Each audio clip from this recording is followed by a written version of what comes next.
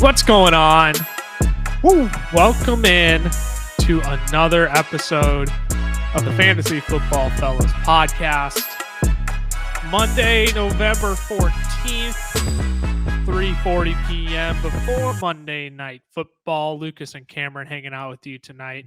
Yes, sir. Cameron, how is the sunny state of Florida? Because I am miserable in Minnesota after our first snowfall. So I need to hear some positive news from Florida. Oh, it's a little chilly today because we just had our second hurricane come through. I guess for us it was technically a tropical storm by the time it got to us, but it's down at 69 degrees this morning. It was only got up to 75 today. But I've just been buzzing all day after that Vikings win. I haven't been able to sit still. I rewatched the whole game. That Jefferson catch is still getting me excited. So, I'm we will not really be talking about the catch of Odell Beckham anymore. It'll be no, sir. Justin Jefferson. Snatched it from him, baby. I couldn't believe it. Like watching it, it was like, oh my gosh, he made a one-handed catch. And then you realize he out-muscled the Bills DB with both. He had both hands on the football. And JJ was like, no, I bicep curl 250. Stop. Yeah, I was watching and I have to stream it. So Emily, my wife's parents, have the hopper. And so I stream it from their hopper. And so it's like a little glitchy coming in. So I couldn't see very well. And I thought there's no way he got up there. And I walked out of the room because I thought the game was over. And then I hear the announcer go, he caught it. And I was like, there is no way he caught that. And I was freaking out. Like, I thought the game was over. And then he caught it. And then that game was just nuts. We had an incredible, it was really, week 10 had its ups and downs. That was definitely a high. We'll discuss all of that on today's episode. Make sure you're following us on the socials, though. FF Fellas on Twitter, the FF Fellas on Instagram, Fantasy Football Fellas, Facebook, YouTube, and TikTok. YouTube, you should be subscribed over there. Turn on notice to be alerted when new videos are up. Same with the podcast. And if you want to join a community full of league winners, ask us any fantasy football question. Ask the community any fantasy football question. You can join our chalkboard. You will get an answer there probably within minutes. If it's not from one of us, it'll be from somebody else. So you can find that in the description of the audio podcast or YouTube video you are listening to. Cameron, let's fly through some news and notes from this weekend, brought to you by our friends over at Sleeper, the #1 fantasy football platform in the world. It's where I'm about to be Cameron in our Dynasty League this week. Actually, that's not true. I'm still down by 32 with A.J. Brown, the Philadelphia defense, and Brian Robinson left to play. I don't think it'll be close. It's gonna be. I don't think I'm gonna get it. I'll probably nervous. At any rate, you can join over 4 million people who play fantasy football on Sleeper by using the link down in the description of the audio podcast or YouTube video you are listening to.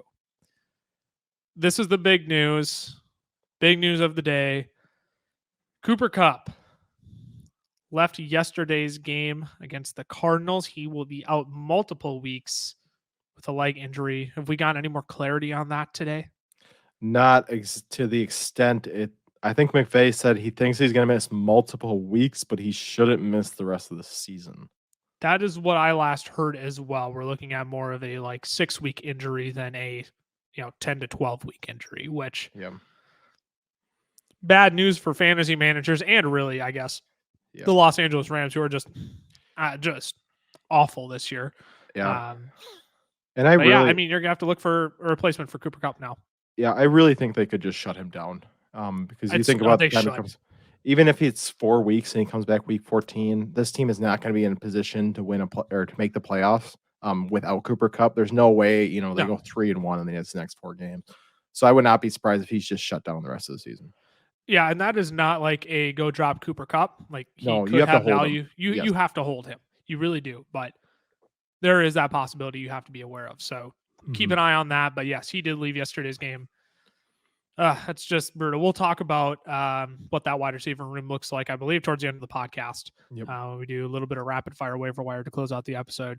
Jerry Jeudy left yesterday's game with a mild ankle sprain. His upcoming status for week 11 is uncertain. It didn't look that good when it happened. It could have looked a lot worse, but it looks like something that I think would keep him out at least 2 weeks. Yeah. I'm no injury expert. We could go talk to our friends Raul and Dr. Morse over at the Fantasy Doctors, but it's just tough. This Broncos team needs him. because they're just putrid with. They're putrid in general, but like losing a star wide receiver on your team, it's not looking good for the Broncos. No, they just didn't look good in general. On That game Sunday. was so ugly yesterday. It was a total Mike Vrabel kind of football game. I just don't remember the last time they looked good. Genuine. Right. Like I don't think it's been all year. Where you've watched them, they're like, wow, this offense looks like it's even somewhat clicking. They had one drive against the Chargers, and that's about it. Right. Yeah. So again, Jerry Jeudy, he's probably going to land in your IR spot or on the end of your bench. He's not droppable, but no, you're going to be without him for. My guess is going to be at least 2 weeks, but again, I am no injury expert. I am just merely guessing. Zach Ertz, this did just come out right before we hopped on the podcast. He is going to miss the rest of the season. Is it the rest of the season? It is. It is the rest of the season. Let me pull up the exact. Yes, Zach. Here we go. Here's the report here. Let me get the actual source, though. Oh, tweet's been deleted.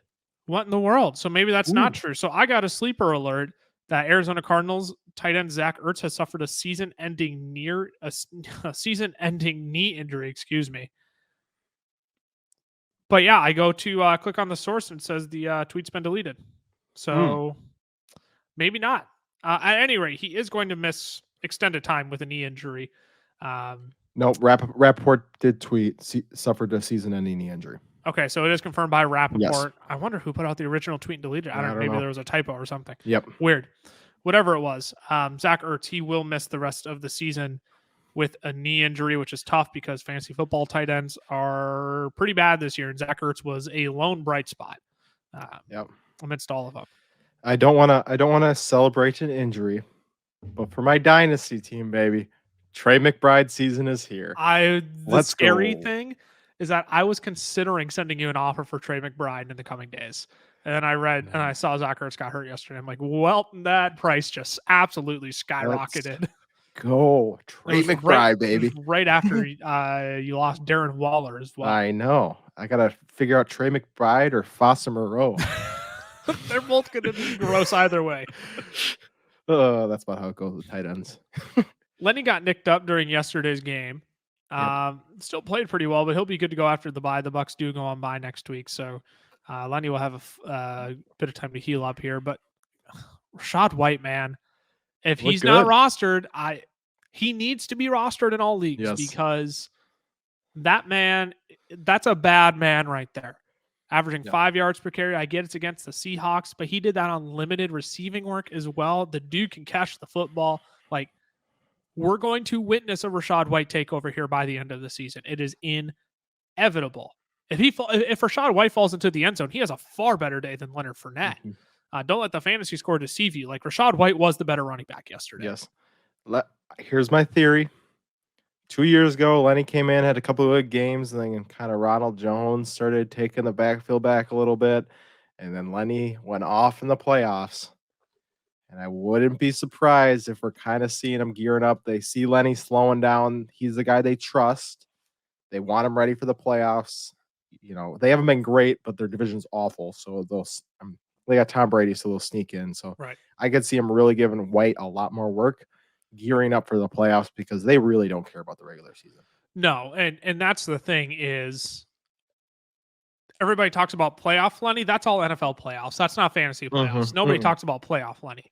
Yep. That's not what we're talking about. We're talking about NFL playoffs, Lenny, because you're right. That's when the Bucks have typically, reserved Leonard Fournette for. So I think we could totally be seeing that.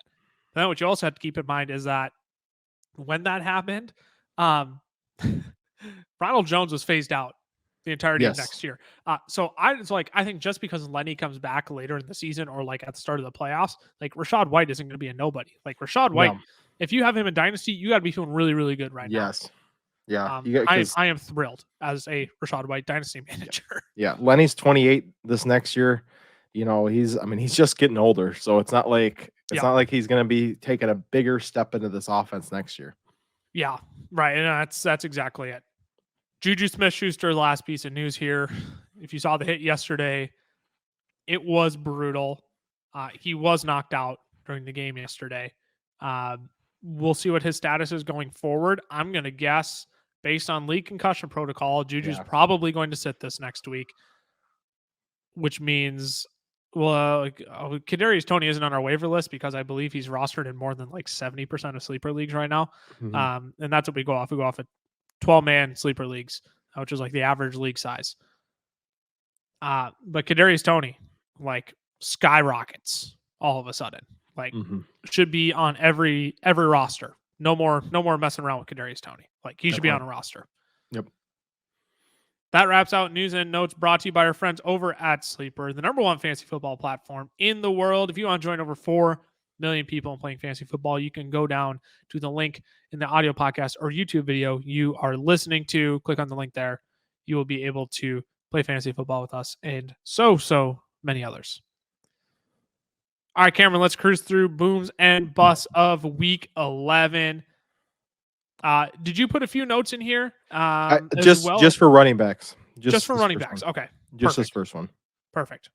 Yeah. So give us a little bit of context from week 11 here on the running backs. It was just a really low scoring week for running backs. Like, as you can see, no running back even scored 25 points. We'll go over that. The running back 15 on the week was Austin Eckler, and he only had 13.3. Lenny didn't even score 12 points and was the running back 20. So just all around, there wasn't we've had a couple weeks with some real boom players. But this week it was kind of, you had quite a few guys score 23 plus, but it was no one over 25. And, even the lower end guys were barely breaking double digits.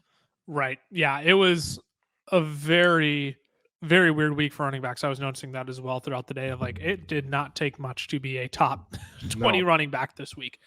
But we will start from the top, and it is good to see this name back. Yes. Jonathan Taylor, 22 attempts for 147 yards and a touchdown. Good for 24.3 fantasy points, 2 receptions for 16 yards as well. It bothers me a lot how quick people were to jump off the Jonathan Taylor train.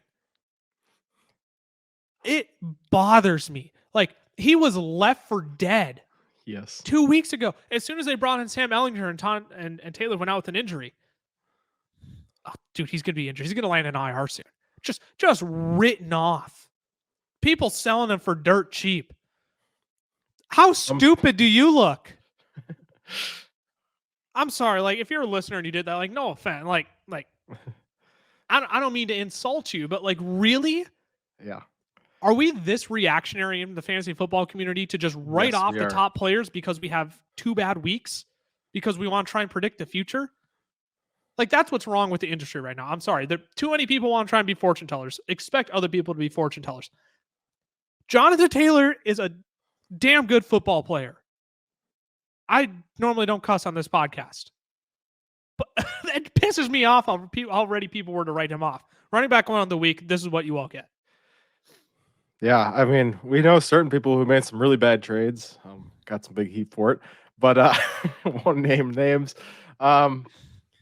But yeah, it's the same thing beginning of the year. Dalvin Cook, Alvin Kamara, Austin Eckler. If they were good last year, 95% of the time, they're going to be real. Like if they're a top 5 running back last year, they're going to be a top 5-ish running back this year, week after week. They might have a bad week here or there. Unless they look like Najee Harris, where they look like they don't know how to play football anymore, they're going to be just fine. And people just forget that. It's like, oh, Jonathan Taylor, year 3. Oh, no, he must have forgotten how to play football. No, he was banged up. He comes back healthy, and look at this. He has 147 rushing yards. It just baffles me. Like, I get the matchup was there. I get it's the Raiders. It wasn't like a stellar matchup by any means, or like a poor matchup for him by any means. Like, it was Jonathan Taylor should dominate the Raiders, but like the fact that people were so ready to write him off and said biggest bust of the year. Yeah. Get out of here. Aaron Jones, he's also pretty good. 24 rushing attempts, 138 yards, ran all over the Dallas Cowboys, which is unlike the Dallas Cowboys this year. It was. Ran for a touchdown as well. 2 receptions for 18 yards, 23.6 fantasy points. This is what you expect. I mean, I should say this isn't what you expect out of Aaron Jones, because I expected if he's going to have a game like this, I expect it to come mostly through the air. Yeah. But like AJ Dillon is left for dead, I think. Like, it's concerning how little AJ Dillon has been used this year after all the work he got last year. Yeah, it is. And like you said, to make it about AJ Dillon either. Sorry. Didn't mean to interrupt, but like not to make Aaron Jones about AJ Dillon, but like that has to be part of the conversation. 100%. And it's just strange that they aren't using him more in the receiving game. Like the fact Aaron Jones only has 2 receptions is just mind-boggling. Like I understand Christian Watson had a great game, but truthfully, Christian Watson started the game off with an awful drop. He's had a couple bad drops this year. So are you really going to put, having to run the table in Christian Watson's hands? No, you should put it in guys like Aaron Jones, who if you dump it off to him, he can get you 8 yards, or he could break it to the house every single time. I just don't understand why they're not doing that more. But yeah, he finally had like a really good game on the ground where they actually gave him consistent volume, because he's been decent on the ground. He's averaging almost 6 yards per carry on the season, but they just aren't giving him the volume that we finally saw them give him. I mean, and it's just been weird because you have not been able to figure out Green Bay's offense all year. Are they a run first team or are they a pass first team? Because when you think they're going to run the ball like crazy, they put it in Aaron Rodgers' hands and expect him to throw for 350 yards, which he hasn't come close to this year. No. So this is good to see from Aaron Jones. Like, this is all really good to see from Aaron Jones. I am encouraged by this because it really makes it seem like they're just going to make him the guy going forward, and that AJ Dillon has a very minimal role at best in this offense. Which it's just strange. I just don't understand. It's strange. I don't understand it either. Are we going to talk about AJ Dillon in a little bit? Did you put him on the list? I don't remember if he was a bust or not, but we can talk about him when we get down there. If he was not, he's not on there, but we can talk about him when we get down there. Excellent. Sounds great. Dalvin Cook, running back 3 on the week, took one. I mean, it wasn't a great day for Dalvin Cook until he took one, until he took it to the house. But like, this is what you also get out of Dalvin Cook. This is what you get out of the elite guys, is that they can make a play at a far higher rate than any other running back in the league. 14 rushing attempts for 119 yards and a touchdown, add in 3 receptions for 27 yards, 23.6 fantasy points as well. We had 3 running backs with 23.6 fantasy points this week. That's kind of fun. Mm-hmm. But I mean, it wasn't a great day for Dalvin Cook until he busted out for 81 yards. I mean, the 81-yard touchdown was essentially what made Dalvin Cook's day. It wasn't a great day otherwise, but this is what you drafted Dalvin Cook for. Yeah, 100%. And more often than not, they're not going to play the Bills. Yeah. They have the Cowboys next week. Another tough matchup for the running back. Obviously, it wasn't for Aaron Jones, but you got to think they bounce back. But he's going to get volume. And so when you get volume like Dalvin Cook does, there's not really a shock when all of a sudden it's a 71-yard rushing touchdown, right? And so that is why he's a start every week, no matter who they're playing. Bingo. Nailed it right on the head. James Conner is back with his terrible efficiency. Just ugly. Just terrible efficiency, but he just finds the end zone. Like, it's really bad. 21 attempts for 69 yards. Nice, but like literally 3 yards a carry. 3.3 yards per carry, I believe that is. Or 3.1. That might even be 3.1. 3.3. But it's awful. It's awful. It's absolutely terrible. And he added 3 receptions for 17 yards as well. Another 23.6 fantasy points. But like, if there's no Kyler, it's going to be James Conner. Like, I learned this lesson last year when I said, James Conner going against the Rams. Colt McCoy's at quarterback. Have fun with that. Like, still have to stop the run. And Conner scores 4 times and makes me look like an absolute idiot. Yeah. Right. Like, I don't know. If Conner finds the end zone, he's going to have a great fantasy day. If he doesn't, I hate using him because it's just not pretty. His efficiency is awful. The one thing with Cliff Kingsbury that we've come to know is he is the most predictable coach in the NFL. And the good thing for James Conner is when they're inside the 5, he's going to run the ball 4 times. Yeah. And so that's why Conner does 4 touchdowns. Cliff Kingsbury does the same thing every single time and never changes. And so that's why James Conner has been consistent. It's because when they're in the red zone, they just use James Conner. Bingo. And they will continue to going forward. Saquon Barkley, he should be the one that has "feed me" written on his stomach, not Zeke. 35 rushing attempts for 152 yards and a score on the ground against the Houston Texans. Added a reception for 8 yards, 23 fantasy points. Good at football, played the Texans. Can we move on? Yep. Josh Jacobs, 21 rushing attempts for 78 yards and a touchdown. This is crazy to me that they're still using Josh Jacobs this much in the passing game. 6 receptions on 8 targets for 28 yards. Not efficient through the air, but that's 6 fantasy points on receptions alone in PPR formats. I mean, that's what's really made him, a top 10 option this season. They just dump it to him in every little situation. But he's averaging like 4.5 yards per reception on the season. Like he barely gets any yards, but he's just getting crazy receiving numbers. And you're hearing PPR, that's gold. It's absolute gold. And there have been no signs that they won't do this going forward. It doesn't seem like Brandon Bolden is going to chip into any of that work. Amir Abdullah hasn't been chipping into any of that work. Like, it's Josh Jacobs and Devontae Adams for this offense. Yeah. And it'll be one of them, or maybe neither of them, because, Josh McDaniels and Derek Carr are awful together. Yep. That is such a toxic relationship, but not actually, but like for fantasy managers, it produces unpredictable and frustrating things from time to time. But at any rate, I digress. Josh Jacobs has really been impressive this year. Jeff Wilson Jr. continued his dominance as a Dolphin now. 17 rushing attempts, 119 yards, and a touchdown, 5 targets, 2 receptions for 24 yards. I hate this so much. Like, this bothers me. Like, where did it come from? Shanahan created another version of himself. That's what he did. He just cloned himself and he said, "Go to Miami. We're gonna take over the NFL. And we're gonna absolutely break the NFL. We're gonna be the most dominant force in the NFL. It's gonna be a bunch of me's. It's going to be like robots taking over the world, except for Kyle Shanahan taking over the NFL." He just hijacked the carries in Miami, and he's doing well with them. That's what I don't understand. He's crushing with them. How does it go?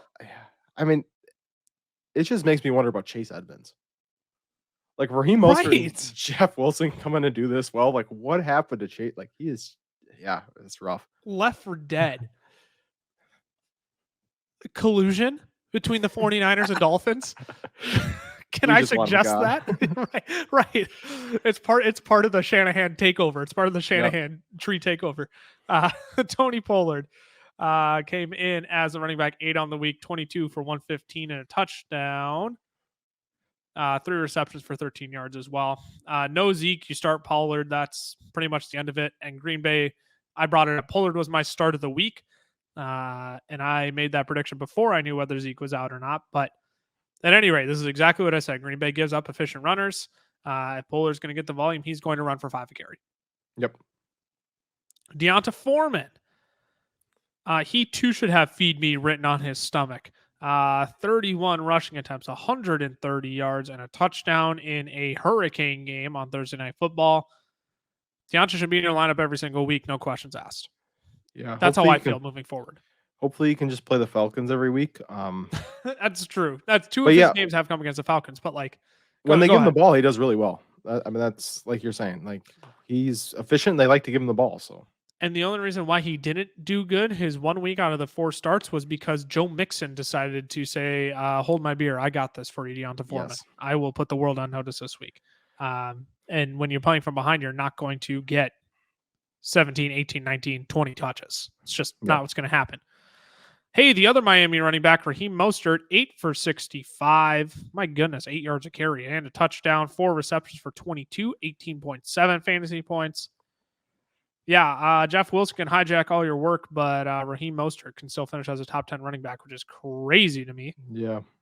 And another San Francisco running back, Christian McCaffrey, wraps out the top 10, 14 for 38, putrid efficiency. That scored a touchdown, but added 4 receptions as well for 39 yards, 17 fantasy points there. Yeah, I mean, the one thing about CMC, I didn't even mean to add him to the doc because he's running back 11, but that's true. He is. I misspoke. Talking about him because he's here, but he had awful efficiency, and Elijah Mitchell had the same amount of carries as he did, and he still scored 18 fantasy points. So, I mean, if this is his floor, then you got to be okay with CMC going forward. Oh, goodness. Sorry. I'm knocking over stuff with my water bottle here as I'm trying to keep my throat in shape to do this episode. Yeah. So CMC, if he doesn't score, I never want to be this guy who says, well, if he doesn't score the touchdown, but also like touchdown, a little bit of a day saver, but I mean, that is something to watch going forward, at least. That is not a sell CMC argument. That is not what I am saying. But you have got to watch that going forward because that was concerning to me. Definitely. Wide receiver booms of the week. Let's move on. Absolutely lit it up yesterday. I could not stop getting double notifications from Sleeper when Dak Prescott and CeeDee Lamb made a big play. 15 targets. It's about time you hyper target CeeDee Lamb, Dak. It is long overdue. 11 receptions, 150 yards, and 2 touchdowns. Good for 38 fantasy points. If you like, this is what we want from CeeDee Lamb you want 38 fantasy points from every player every single week. Mm-hmm. But especially when we've been projecting CeeDee, this is the volume. These are the kind of days we have been waiting for, not these you did good at 15 fantasy points. Like I'm never going to complain about that. But these are the boom games, the Devontae Adams, the Justin Jefferson type games. Yeah. That put your team over the top every single week.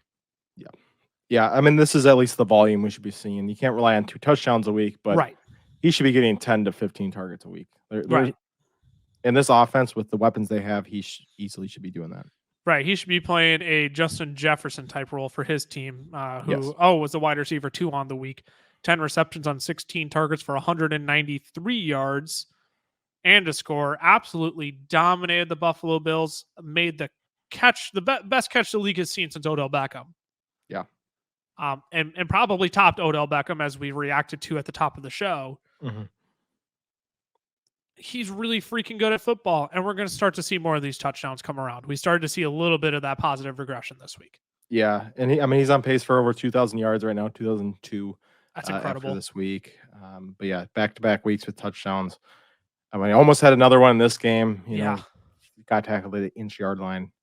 But so yeah, like you said, touchdowns are going to keep coming, and yards are going to keep coming, and everyone knows where the ball's going. He's still going to catch it, so he's just fine. Forward.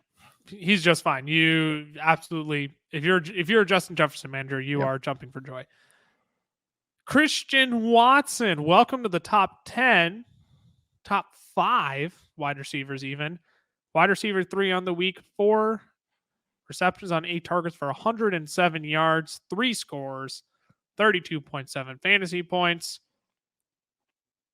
I love this as a dynasty manager. I love this. This is what I've been waiting for. No Romeo Doubs. Aaron Jones not getting the receiving work.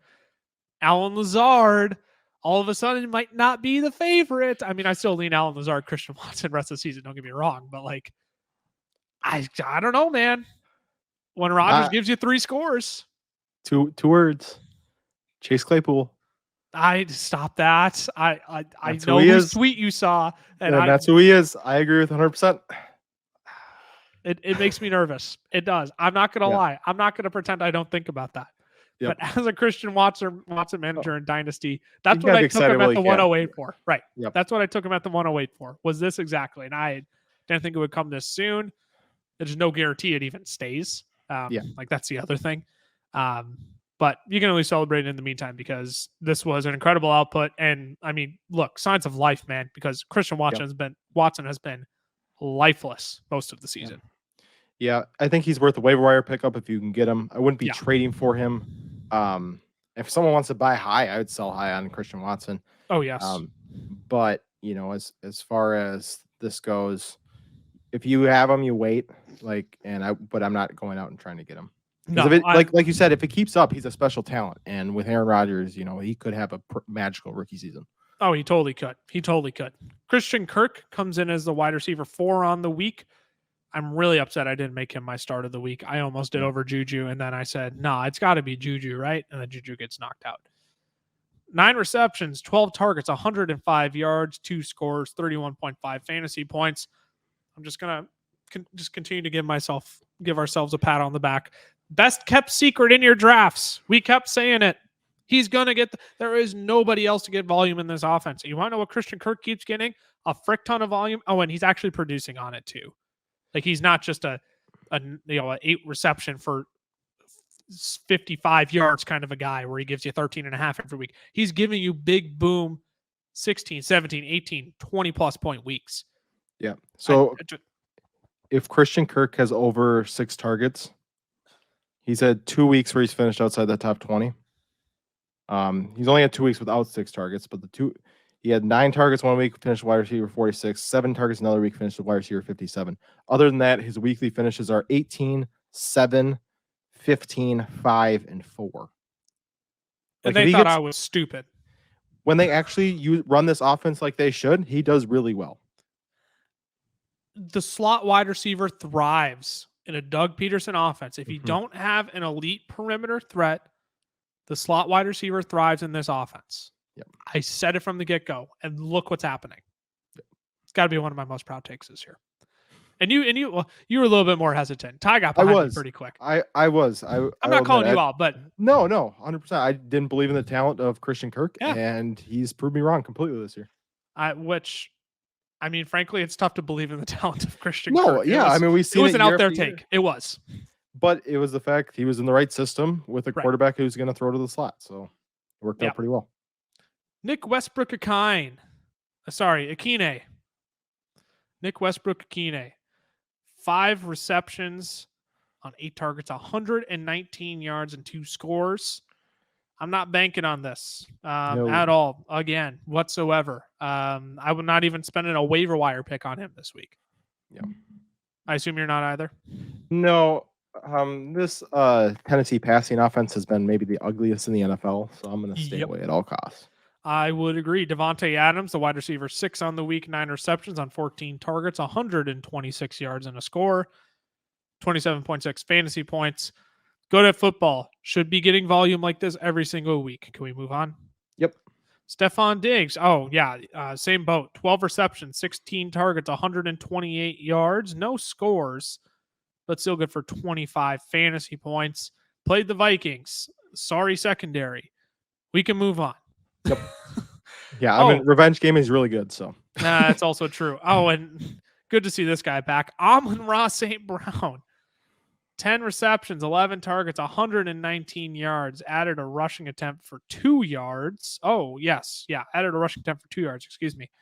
21.3 fantasy or 22.1 fantasy points. I'm looking at the doc and I am getting all sorts of screwed up. Glad to have Amon-Ra back. There was a reason why we were clamoring for him as a buy low the past 2 weeks.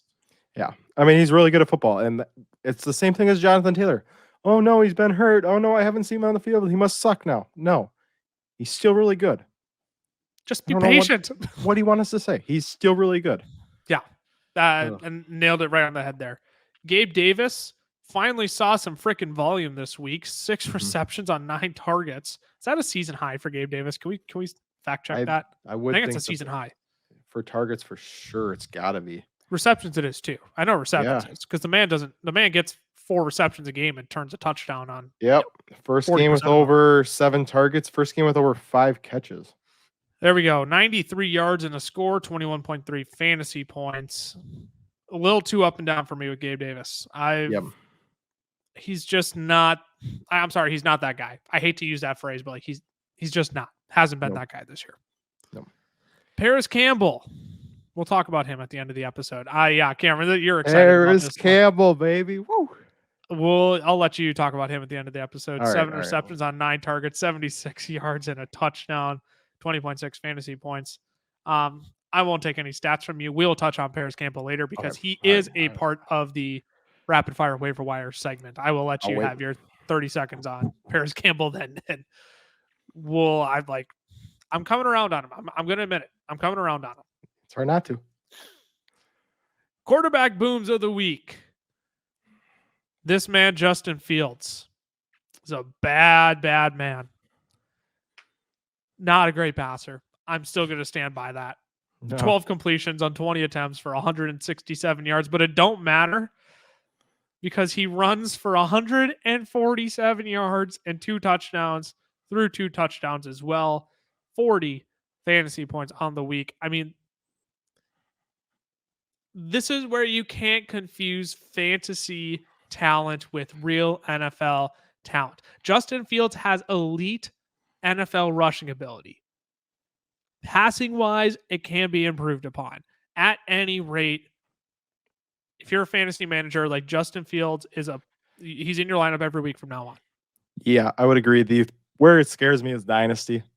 Oh, right? Yes. Because if he was as good of a fantasy quarterback or good NFL quarterback as he was fantasy quarterback, he would have beat the Lions. But instead, he throws a major pick six, loses to the Lions. You know, I would assume just because he's fun to watch, he's going to be out there for a couple more years. But, you know, gosh, I guess we'll see. They still got to put talent around him before, you know, we can really count him out. But it's exciting. It fills up the stat sheet, but he just making decision wise, I just don't know if he's at an elite, like even a starter quarterback level. Well, that's exactly it. Yeah. His rushing ability is the only, can I say above average? Is that too harsh? Yeah. Can I say his passing ability is average? Like, is that a fair assessment? Like, I don't want to feel like that's too harsh, but I don't like his passing ability is very average. Like, I look at that box score. I even watch him throw the football. Like, he does make a couple nice passing plays every single game, but he is far from consistent. Yep.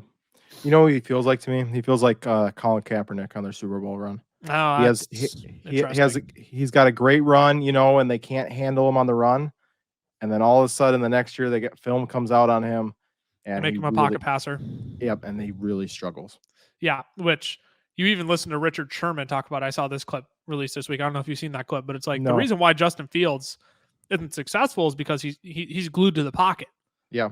Justin Fields is not a pocket quarterback. He's not a pocket passer. Yeah, if you can contain him, you get him outside of the pocket, get him outside of the tackles, let him make plays. That's who Justin Fields is. And when your offense is everything in the flats from the pocket with Matt Nagy, of course you're not going to be successful. Just doesn't make any sense. So, yeah, Justin Fields, you got to be thrilled with him. Patrick Mahomes just keeps doing what he does. 26 insane. 26 completions, 35 passing attempts. My goodness, I got to flip my brain from wide receivers. 331 yards and 4 tutties. I mean, he just keeps doing it. 32 fantasy points on the week. Move on. Yeah, I think we can move on. That's his lowest passing yard total in the last 4 weeks. Is it really? Yep. He's gone 338, 423, 446, and now he's all the way back down at 331. All the way back down. He absolutely plummeted. Go trade Patrick Mahomes while you still can. I'm totally kidding. Tua Tagovailoa keeps doing it. Just unbelievable. 25 completions on 32 attempts, 285 yards and 3 scores through the air. Down to 23 fantasy points, though. This is where we kind of come back down to earth for fantasy quarterbacks a little bit. But regardless, another great week from Tua. Like, I think we have to start accepting this. Yeah, no, you do. I mean, he's in a great system. He's been playing really good. So I'm waiting for the game where he just collapses and it's all the run game. But it's like, it was all the run game on Sunday. You had 2 as the quarterback, 3 on the week. So I'm out of options. I'm out of not even excuses. Like, 2 has been good. He has. Yeah. I can sit here and say that. Yeah, 2 is in first place of the AFC East, and Zach Wilson's in second place of the AFC East, exactly like we thought it'd be. Yeah, we're gonna move on to another ugly quarterback name while we're at it. Matt Ryan got the start for the Colts. I'm really upset that people can't actually see some of our conversations sometimes, because as soon as Jeff Saturday was hired and the Colts didn't have a play caller, I literally texted both Cameron and Tyler and I said, I'd be willing to bet Matt Ryan is the starting quarterback next 100%. week. The best part was Jeff Saturday said it was going to be Sam Ehlinger in his opening press conference. And then he still went with Matt Ryan. And I don't get that Colts team, but Matt Ryan was a quarterback 4 on the week. He was 21 of 28 for 222 and a score. Added a score on the ground as well, 4 for 38. Good for 22 fantasy points. Matt Ryan. Looking like the Matty Ice of old a little bit. Yeah, getting on the Slinging ground. it a few less times, but scooting a little bit. Not a reliable option going forward. That's all I'll say there. Josh Allen, I heard this guy should normally be a top 3 quarterback. What a shame he's at 5 this week. 29 of 43 for 330. Only 1 touchdown through the air. Did rush for 6 times, 84 yards. He lost a fumble, but really didn't impact him still. Goodness, if I could find the right fantasy number here, 21 fantasy points on the week. Good at football. We're moving on. Yeah, elbow's not a problem. No, the fumble is not a problem. Dak Prescott, 27 of 46 for 265 and 3. Added 4 rushing attempts for 6 yards as well. Goodness, 21 fantasy points on the week for Dak. Back where he belongs. Top 6 quarterback on the week. Good for him. Trevor Lawrence, 29 of 40 for 259 and 2. 4 rushing attempts, 26 yards, another 21 fantasy points. Trevor Lawrence, do you know he's a top 10 quarterback on the season? What a guy. I didn't know that. He is. That's impressive. He's been pretty sneaky good this year, and nobody wants to talk about him. I think we also talk about him a little bit. I mean, he's not doing anything incredible, but he's giving you top quality performances ahead of some other elite guys who are not making these lists very frequently. Welcome back, Aaron Rodgers. Welcome back. First time all year he's been on this list. That's just unbelievable. And he was only 14 of 20 for 224 and 3. Fumbled the ball, but again, doesn't really matter. 19.4 fantasy points. Good on Aaron Rodgers. This offense is still too dysfunctional for me to buy into it. Yep. Yeah, he's still a streamer at best. Ryan Tannehill, he is not a streamer or an option for your fantasy team, but he did finish as a quarterback 9 on the week. He was 19 of 36 for 255 and 2, 19.4 fantasy points. And Geno Smith, been one of your best streaming options all year, 23 of 33 for 275 and 2, 19.2 fantasy points. Gotta love it. Gotta love it. Tight end booms of the week. Mr. Cole Kmet, he is him. Hashtag him. I love that you put that as his name. I figured you'd like it. I figured you'd like it. I love Cole Kmet. I love rostering him. It's been a long and painful journey, but we have arrived, friends. As Dave Kluge tweeted out today, this is what you call positive regression, my friends. 4 receptions on 7 targets for 74 yards and 2 touchdowns, 23.4 fantasy points. Then Justin Fields' favorite target when he rolls out. Yeah, I think that's what he's going to be, a broken play merchant rest of the season. Bingo. But those aren't going to go away. That's what Justin Fields is going to do. And so I think he's just going to thrive off that rest of the year. No surprise, we find Travis Kelce at number 2. 6 receptions, 7 targets, 81 yards. It's just boring. It's the same thing every week. Oh, 20 points from Kelce, 6 catches, 80 yards and a touchdown. It's just that's exactly what it was this week. No surprises. Dalton Schultz, I think he's making his resurgence. 6 receptions, 8 targets, 54 yards and a score, 17.4 fantasy points. You can safely put him back into your starting lineups now. Yeah, Dak's back. He's back. Juwan Johnson. Do you know he's been the wide receiver 4 over the last 4 weeks? Tight end 4? Yeah, it's just... he got bailed out last week because I don't know if you saw that fluky touchdown he had last week. Oh, it was, yeah. But he's getting volume, and they don't throw to Taysom Hill, so...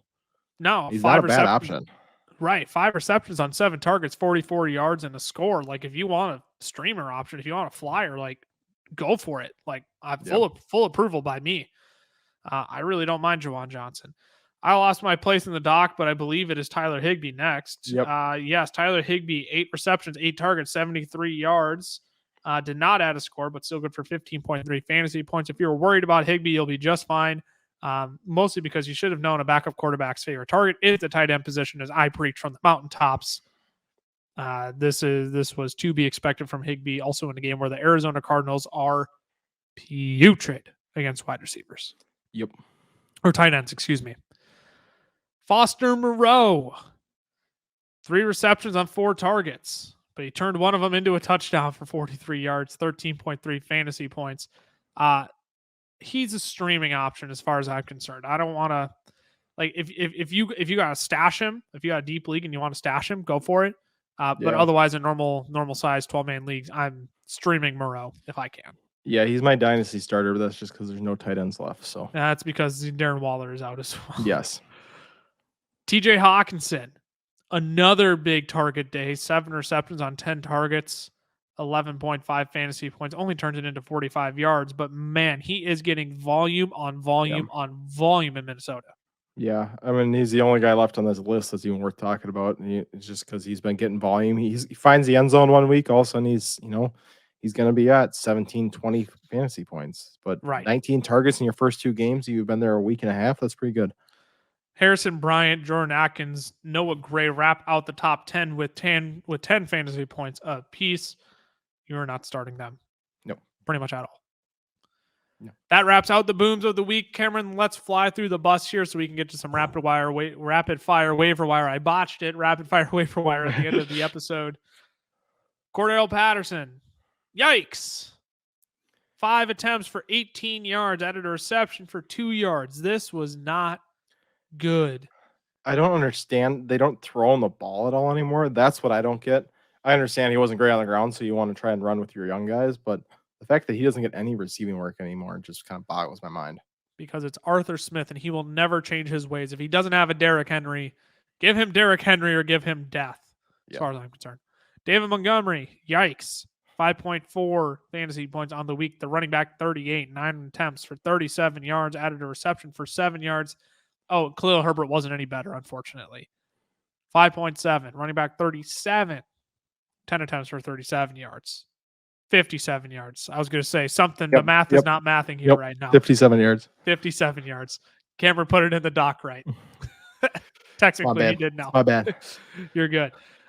This is exactly what I thought. This was a trap for every single Lions player this week because you want to start them in a favorable matchup with the Lions, but they can't decide who they want to give the football to, and they're both going to be bad.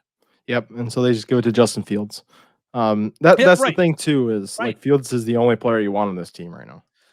So we talked about David Montgomery's line I was over on the Fantasy Doctor show last week, and we discussed player props. David Montgomery's name came up.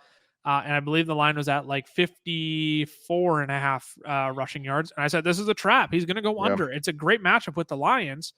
But why would you take the ball out of the best running back on your team is Justin Fields? Why would you take the ball out of his hands? Yeah. Spot on. And he crushed his rushing prop that I said on Friday or Stardom Saturday. 59 and a half rushing yards. He's going to triple that. I didn't say that specifically, but like you get my point. This team can't decide who they want to give the ball to at running back, so they're going to give it to Justin Fields. Yep. Alvin Kamara, 7.5 fantasy points. A running back, 31 on the week. 8 attempts for 26 yards. Only 4 targets. 3 receptions for 19 yards. How can you play the Steelers and give your best player 11 touches? That's what I don't get. The Saints are just so dysfunctional right now. I'm starting to not understand because they were winning games with Kamara. Yeah.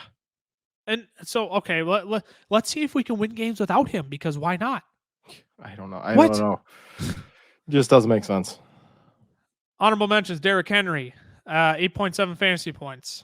He was still the running back 28 on the week, though, but you were disappointed with that against the Broncos, who have been able to be carved up by running backs this year. Yeah. And that's go ahead. That's the Henry floor. The same with Chubb. Yeah. You know, they don't get a touchdown. That's the floor. Right. DeAndre Swift, 8.2 fantasy points. This is what you get with Swift, though. He got 7 touches. Yeah. He scored a touchdown, but like 8 points is the floor for Swift, I feel like. I feel like people don't want to acknowledge that. They think he's just absolutely awful. It's just like, well, he doesn't get any touches, 3 fantasy points. No, he's gonna give you 8 pretty much every week. I mean, it's not what you love, but he's the Mike Williams of running backs. Mm-hmm. Yeah, if we see another week of this, though, then I'm going to start getting a little worried. I'm going to start. Yeah, I'll be concerned. Don't get me wrong. Yep. Yeah, I will be concerned then. He needs to be back this next week, otherwise it's very scary. Cooper Kupp, wide receiver bust of the week. Did get injured, but he was 3 receptions on 5 targets for -1 yards. That's real? Yes. His longest reception of the day was 2 yards. Yikes. Yep. Amari Cooper, I'm terrible on the road. 6.2 fantasy points. The wide receiver, 60. 3 receptions on 3 targets for 32 yards. I'm not kidding. Amari Cooper is terrible on the road. Yeah, I think I heard that stat. What was it? He's averaging 2 catches for 23 yards before this game on the road. Putrid. And they were on the road this week. Chris Olave, the wide receiver, 47. 3 of 5 for 40 yards. Again, you're the Saints. You're playing the Steelers, who didn't have Minkah Fitzpatrick, and the worst secondary in one of the worst secondaries in football right now. How are you going to give this guy only 5 targets? So we're not going to use Kamara. We're not going to use Olave. And we're going to play an awful defense. That should be good. We should a winning formula every week. Oh, disgraceful. DJ Moore played in a hurricane. I'm going to write this one off for him. 4 receptions, 6 targets for 29 yards. Everything was close to the line of scrimmage. Yep. Wide receiver 48 on the week. Debo. This is nerve-wracking for Debo. It is starting to get scary. 2 receptions, 6 targets, 24 yards. I did have 4 rushing attempts for 27 yards, but this is starting to get concerning for Debo. Yeah, it's multiple weeks in a row. I don't remember when was the last time we saw a Debo game? Like him just take over. I don't think he's had one on the season. He's fluttered between like 10 to 16 fantasy points pretty much every game this year. Yeah, wide receiver 20 on the year. He had 1 wide receiver 6 finish, and he had 23 points. That's not good. No, it's not. I mean, he's seen like low of 6 targets, but it's just not what we saw last year, and the rushing's not going to come this year. I think I'd still go try and buy him on the cheap, though, right now. Oh, 100%. Yeah, he's still a buy, but it is starting to get a little nerve-wracking. Matt Ryan's back. Would you trade Michael Pittman for Deebo Samuel straight up? Yeah, I would. Okay. I struggle with that because Michael Pittman was great with Matt Ryan earlier in the season, but Deebo's special, though. That's the difference. That's the difference. Honorable mentions, Alan Lazard, 7.7 fantasy points, a wide receiver 53. It was Christian Watson's week.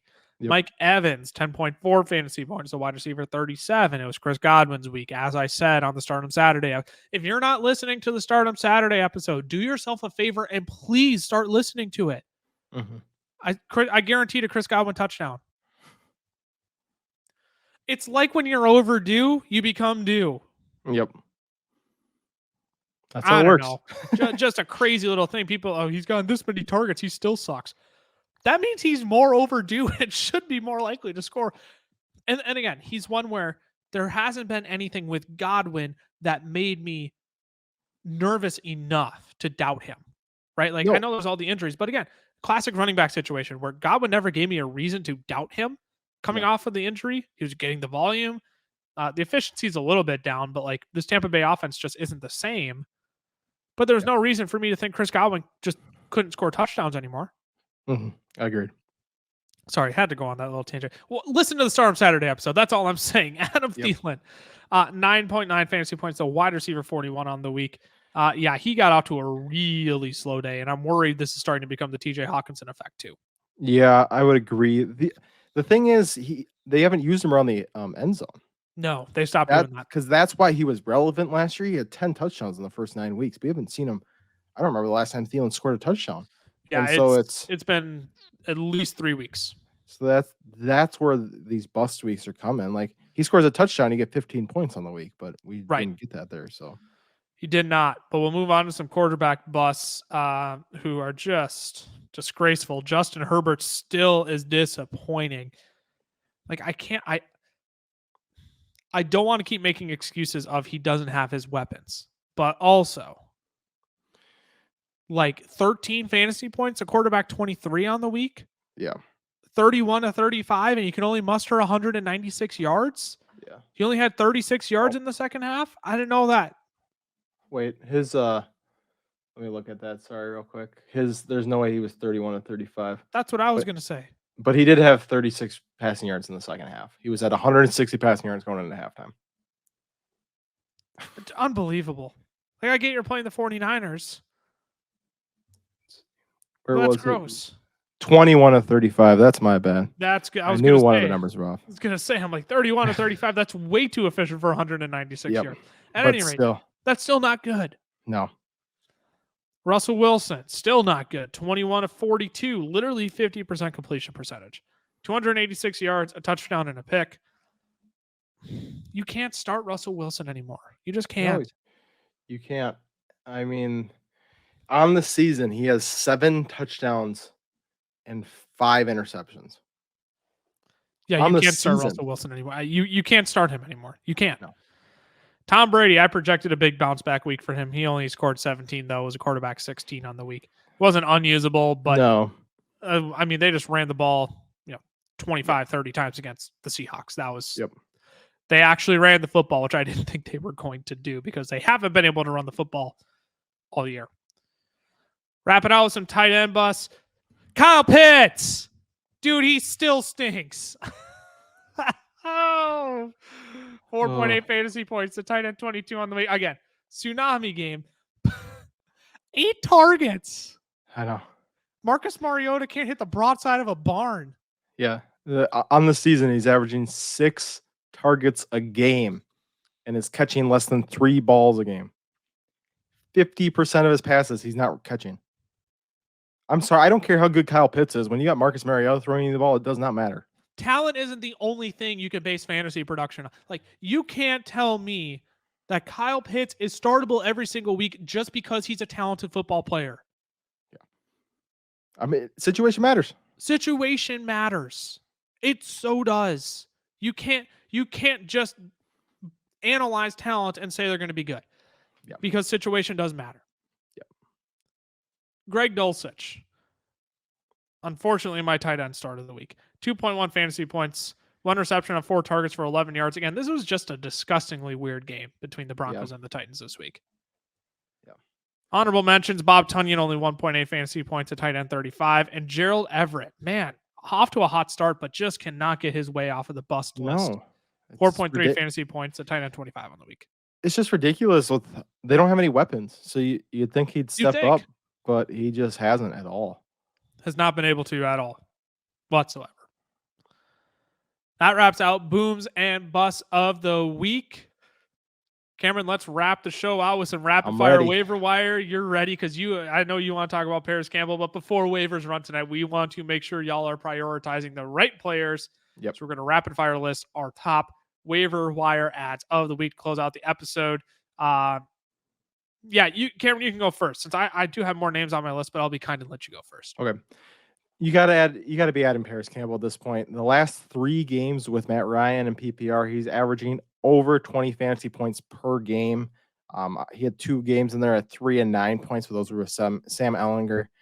At this point, 3 starts to become a pattern, so you got to look to add him. And he did with Jonathan Taylor having a big game. So, yeah, I'm excited about Paris Campbell the rest of the season. Obviously, he's not a wide receiver 2 or anything, but I think you can definitely start throwing him in the flex.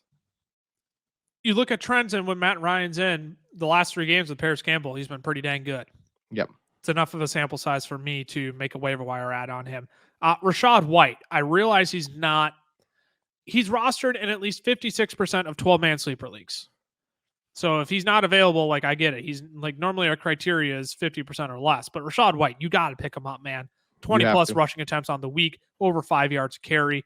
He's going to start taking over this backfield, and he can catch the crap out of the football. He didn't have any this week, but the dude can catch passes. Okay. Yep. That's all he did at Arizona State. Yeah. Highest graded receiving back coming into the draft. Correct. So Rachaad White needs to be added everywhere this week.